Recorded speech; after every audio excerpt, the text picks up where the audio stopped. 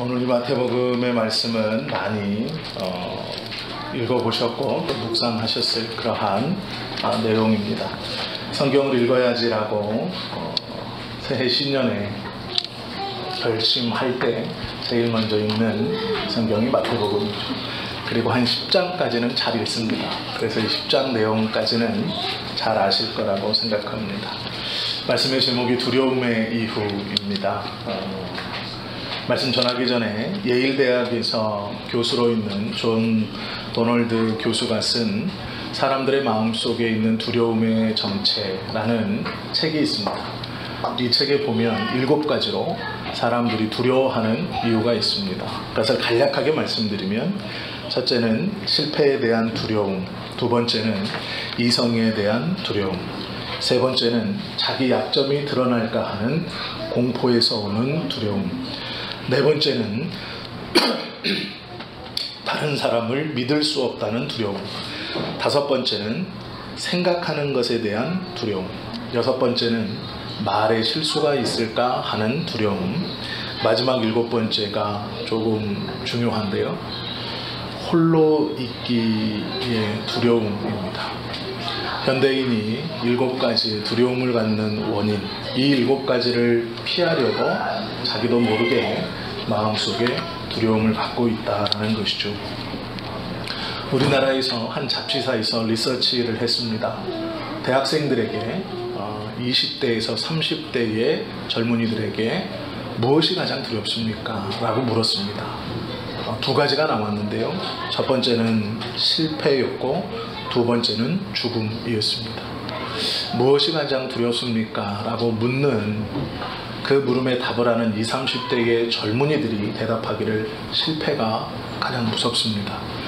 무엇인가 시도했다가 실패하는 것, 그것이 두렵다라는 것이죠. 문제는 이 두려움은 단순히 어떠한 시기에서만 나타나는 것도 또 어떠한 상황에서만 나타나는 것도 아닙니다.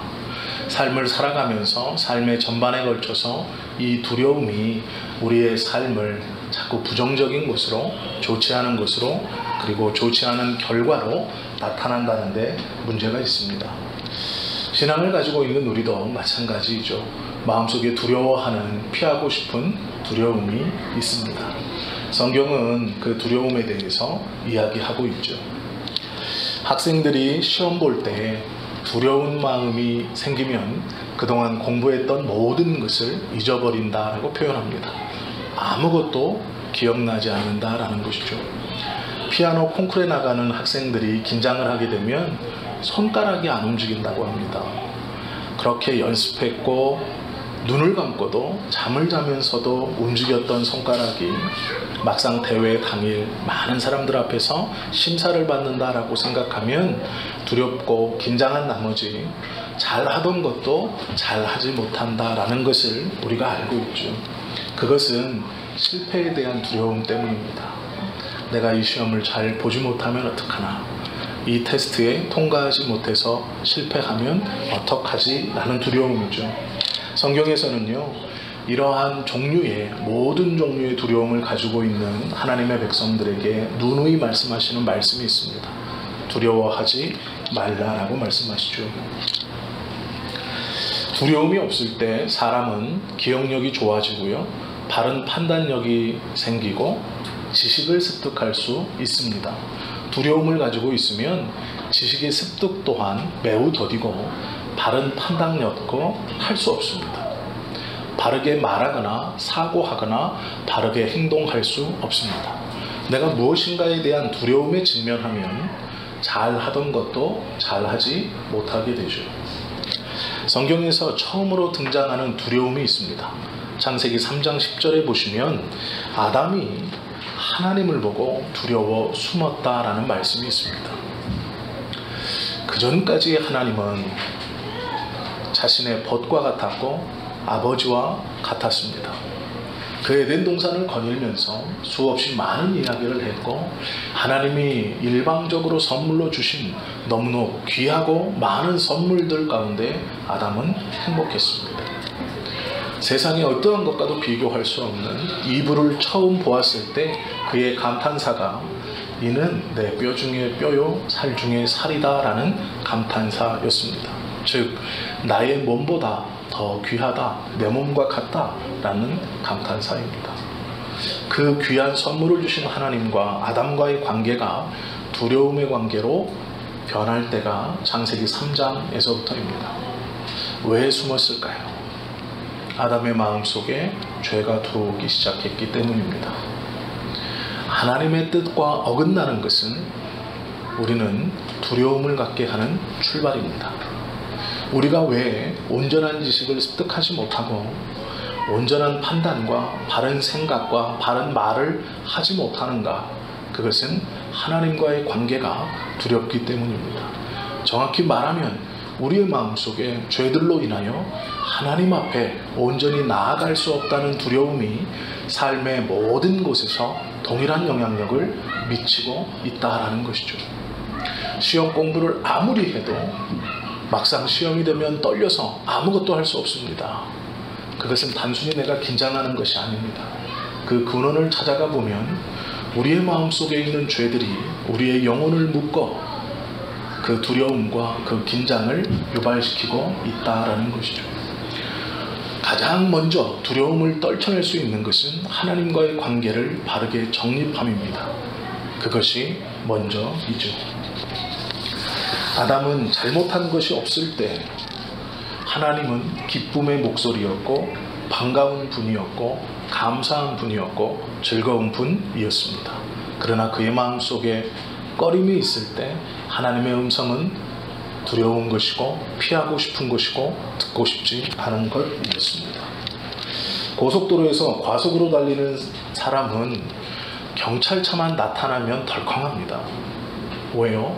과속으로 달린다는 것은 자기가 인지하고 있기 때문에 그렇습니다.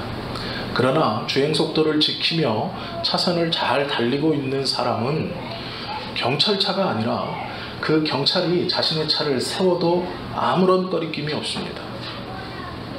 자신이 잘못하거나 꺼림이 없기 때문에 그렇죠. 잠언 28장 1절에 보면 악인은 쫓아오는 자가 없어도 도망하나 의인은 사자와 같이 담대하니라 말씀합니다. 쫓아오는 사람이 없는데 도망을 치는 것이 죄인들의 본성입니다. 누가 나를 잡으러 오진 않을까? 두려움이 그 안에 있다는 것이죠. 우리의 삶에서 모든 영역에서 너무 자주 두렵고 떨리고 용기 없음이 드러나는 이유는 나의 성품이 소심해서가 아닙니다. 하나님과의 관계가 바르지 않기 때문입니다.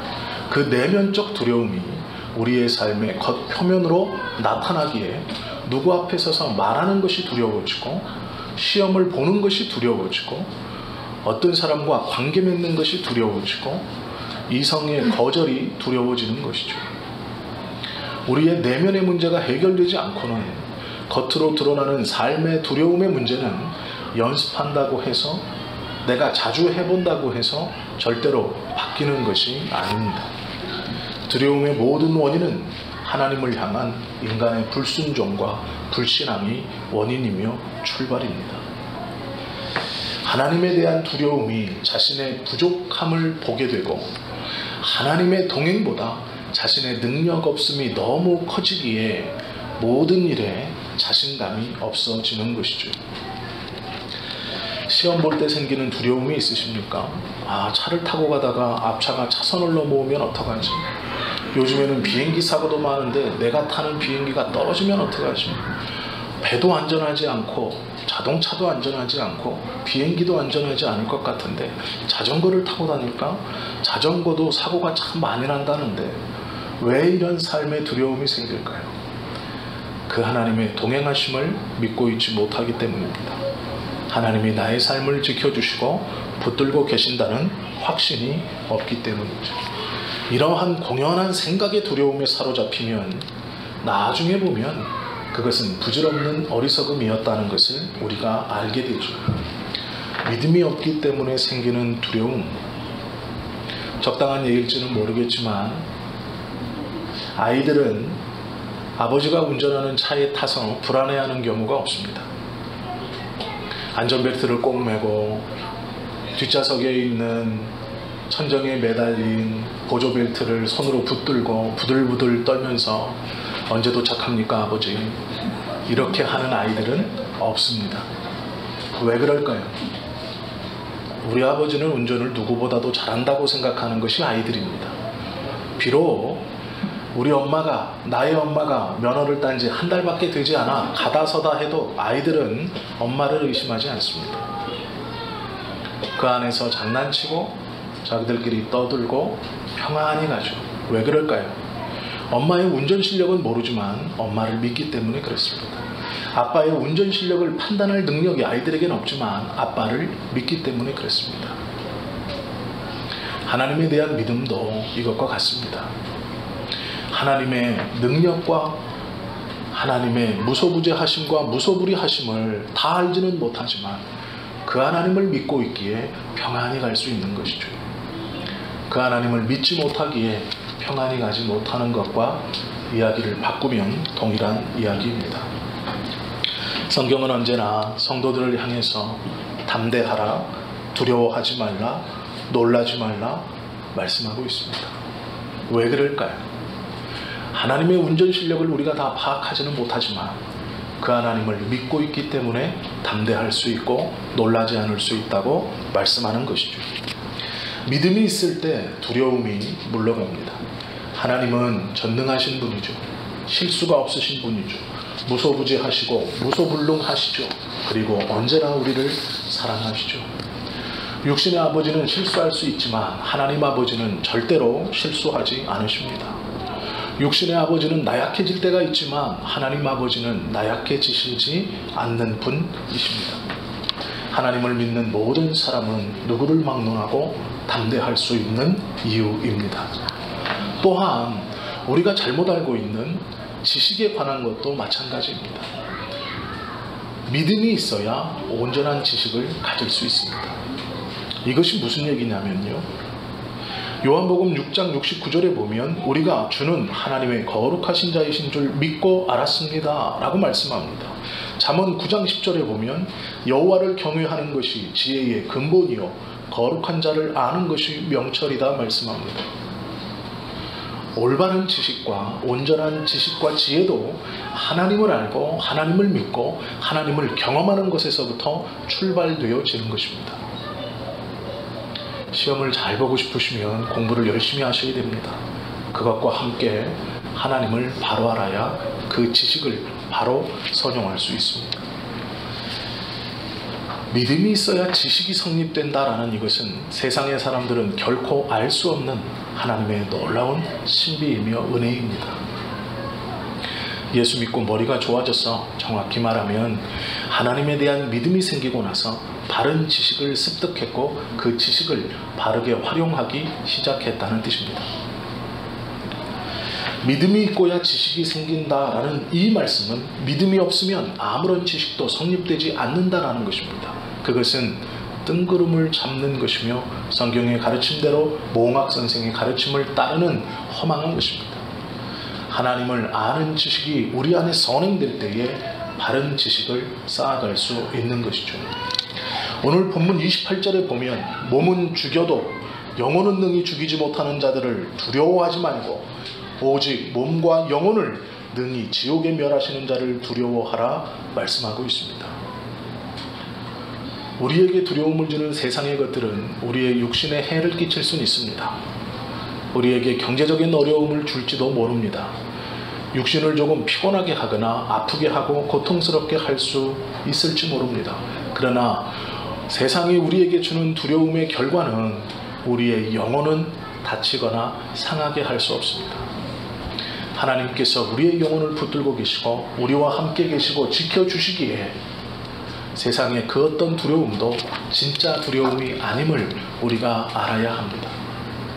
정말로 무섭지 않은 것을 무서워하고 있고 정말로 두려워해야 하는 것을 두려워하지 않는 어리석은 삶이 우리의 신앙인들의 모습 가운데 나타나서는 안 되는 삶의 모습 중 하나일 것입니다.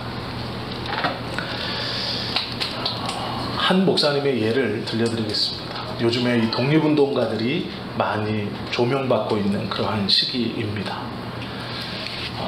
1945년 장로교 총회장을 역임하시고 계명대학교를 설립하셨고 대구 장로의 신학교를 설립하신 최재화 목사님이라는 분이 있습니다. 이분이 독립운동가입니다. 1980년 대한민국 건국훈장도 받으셨습니다. 이 목사님에 대한 이야기입니다. 중국 화북신학교를 졸업한 후에 산동 지방에 있는 나우강 교회에서 목회하는 데입니다. 1940년 중반의 일입니다. 어느 주일날 예배를 드리고 있는데 요란한 말발굽 소리와 함께 교회당 문을 박차고 마적대가 들어왔습니다. 마적이라는 말이 통할 때를 한번 생각해 보십시오. 언제인가? 오래되었다 싶겠지만 100년도 안 된 이야기입니다. 화면에 보시면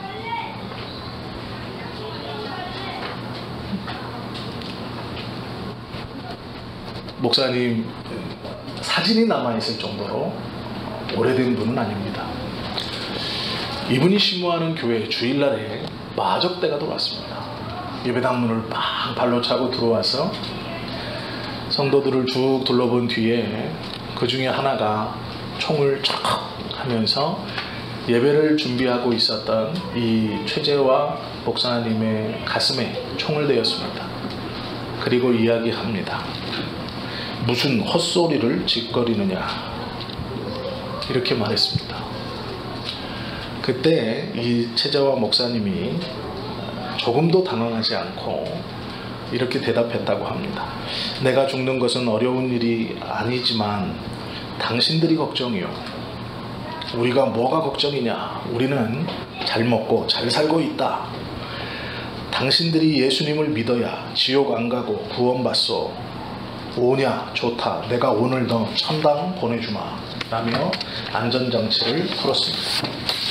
최 목사님은 자세를 흐트러뜨리지 않고 그 앞사람을 똑바로 쳐다본 후에 말했다고 합니다. 예수 믿으시오. 그래야 구원받소. 이 모습을 지켜보던 마적의 대장이 얘들아 가자. 예수쟁이하고 입씨름해보아야 입만 아프다. 기분만 나쁘구나. 라면서 자리를 떠났습니다. 예배를 다 마치고 설교를 하고 축도를 하고 다 끝났습니다. 성도들이 앞으로 나와서 최 목사님의 손을 붙들고 이렇게 이야기했습니다. 큰일 날 뻔했습니다, 목사님. 어디서 그런 용기가 나셨습니까? 그때 목사님이 그 성도들을 보면서 이렇게 말했답니다. 나는 하나님만 두렵고 세상의 사람들은 두렵지 않소. 우리 모두가 온전히 하나님을 두려워해야 천국에 갈 수 있지 않겠소 라고 말했다고 합니다.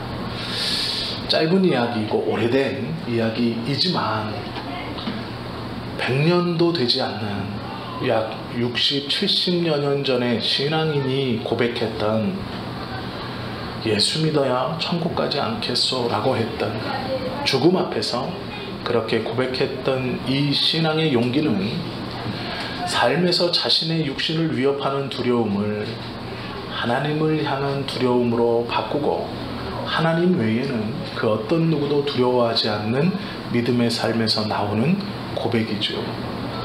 그리고 담대히 자신의 삶에 맡겨졌던 사명들을 온전히 이룰 수 있었던 것이죠. 신학자 벵겔은 이렇게 말했습니다. 하나님을 두려워하는 자는 그 외의 것들은 아무것도 두려워하지 않는다 라고 말했습니다. 우리가 진정으로 하나님을 믿고 있고 그 하나님을 두려워하고 있다면 하나님 외에 다른 것을 두려워하실 필요가 없습니다. 다른 데에 겁을 내고 움츠려 드실 필요가 없습니다. 그 사람이 아무리 위협적인 것 같아도 절대로 그렇지 않습니다. 그 상황이 나를 힘들게 하여 거의 숨막히게 할 것 같지만 그렇지 않습니다. 그와의 관계가 그곳이 나를 어렵고 힘들게 할 것 같지만 그렇지 않다는 것이죠. 하나님께서 우리의 영혼을 붙들고 계시는 한 그것은 진짜 두려움이 될 수 없다라는 것입니다. 우리는 믿음이 있습니다. 하나님을 사랑하지만 또한 하나님을 두려워합니다. 그런데 가만히 보십시오. 믿지 않는 사람과 무엇이 다른가? 우리의 삶에 왜 이리 두려움이 많은가? 무서운 것이 많은가? 겁나는 것이 많은가? 믿음이 있는데 왜 이리 어렵고 힘들고 두렵게 하는 것이 산재에 있는가? 그리하여 나의 삶이 힘들다고, 왜 이리 두렵다고, 왜 이리 아프다고만 하고 있는가? 믿지 않는 사람은 이삿짐을 꾸리고 이사가는 날도 아무 때나 정하지 못합니다. 시집가는 날도 장가가는 날도 아무 날이나 잡지 못합니다. 개업날도 아무 날이나 정하지 못합니다. 이 얼마나 불쌍하고 나약한 삶의 모습입니까? 어떠한 날도 자기 마음대로 선택하거나 결정하지 못합니다. 두렵기 때문이죠. 이사가는 날이 좋지 않은 날이면 어떡하나? 시집가고 장가가는 날이 좋지 않은 날이면 어떡하나? 모든 돈을 다 털어서 개업한 이 가게가 좋지 않은 날 개업하게 되면 어떡하나 하는 두려움이 그들을 둘러싸고 있습니다. 우리는 어떻습니까? 모양은 다르지만 동일한 두려움으로 살아가고 있습니다. 저 사람과의 관계가 틀어지면 어떡하나? 그 일이 잘못되거나 이 계약이 틀어지거나 그러면 나의 삶은 어떻게 되나? 그것은 믿지 않는 사람이 이사가는 날을 정하지 못하고 어떻게 해야 되나 하는 것과 모양은 다르지만 동일한 두려움입니다. 우리가 하나님을 온전히 두려워한다면 세상의 그 어떤 것도 우리의 영혼을 죽일 수 없다는 것을 기억하십시오. 두려워하지 않음에 사과할 수 있는 겁니다. 두려워하지 않음에 모른 척한다는 말씀이 아닙니다. 두려워하지 않기 때문에 굽힐 수 있는 것이고, 두려워하지 않기에 고개를 숙일 수 있는 것이고, 두려워하지 않기에 화해할 수 있는 것이고, 두려워하지 않기에 다시 시작할 수 있는 것이죠. 두려워하지 않는다고 고개를 빳빳이 세우라는 말씀이 절대로 아닙니다. 두려워하지 않기에 부드러워질 수 있고, 두려워하지 않기에 포용할 수 있고, 두려워하지 않기에 손잡을 수 있는 것입니다. 우리가 온전히 하나님만을 두려워한다면 우리의 삶의 모습은 많은 부분에서 바뀔 수 있을 것입니다. 요한복음 6장 20절에 보면 우리가 보셨던 말씀 중 제자들이 두려워하고 있을 때 예수님이 그 배에 오르심에 두려움의 근원이 해결되었습니다. 우리의 마음의 중심에 하나님을 온전히 모시고 그 하나님을 사랑하며 또 두려워한다면 그 주님이 오심에 모든 두려움이 해결될 줄로 믿습니다. 꼭 오늘 말씀을 보시며 하나 더 기억해야 하시는 것이, 하나님은요 참새보다 우리를 귀하게 여기신다는 것입니다. 오늘 본문에 보면 참새 2마리가 한 아사리온에 팔리지 않느냐, 그러나 너희 아버지께서 허락하지 아니하시면 그 하나도 땅에 떨어지지 아니하리라. 너희에게는 머리털까지 다 세신 바 되었나니 두려워하지 말라. 너희는 많은 참새보다 귀하니라 말씀합니다. 하나님이 우리를 귀하게 여기심은 세상의 어떠한 것보다도 우리를 귀하게 여기신다라는 것을 우리는 매번 확신 있게 붙들어야 합니다. 인간만, 사람만 하나님의 형상대로 창조되었습니다. 사람에게만 생기를 불어넣어 주셨습니다. 우리를 위해서, 사람을 위해서 그리스도의 십자가를 허락해 주셨습니다. 또 우리를 위해서 우리를 가장 사랑하시고 우리와 항상 함께 하신다라고 약속해 주셨습니다. 그 하나님이 우리와 함께 있다면 세상의 것들을 두려워하실 필요가 없습니다. 우리 안에 온전히 주님을 두려워하는, 또한 사랑하는 마음이 있다면, 그 주님을 우리의 마음 가운데 모시고 있다면 두려워하며 불안에 떨며 세상을 살 필요가 없다라는 것이죠. 들에 피었다 시들어버리는 들풀도, 공중에 나는 새도 하나님께서 입히시고 먹이시거늘 너희일까 보냐라고 말씀하신 예수님의 말씀을 기억하십시오. 우리의 삶은 하나님 안에서 참으로 귀하고 복된 삶입니다. 우리 한 영혼 한 영혼은 모두 하나님께서 아끼시고 친히 동행하시며 붙들어 주겠다 말씀하신 영혼이죠. 강하고 담대하고 두렵고 놀라지 말라라고 말씀하시는 음성을 들어야 한다라는 것이죠. 그 하나님을 온전히 모시고 사는 사람은 찬송할 수 있습니다. 기도할 수 있고 주님의 말씀을 사모하며 함께 묵상할 수 있는 삶이 될 것입니다. 이 귀한 평안함과 담대함을 누리는 저 여러분의 삶이 되시기를 예수님의 이름으로 축원합니다. 기도하시겠습니다.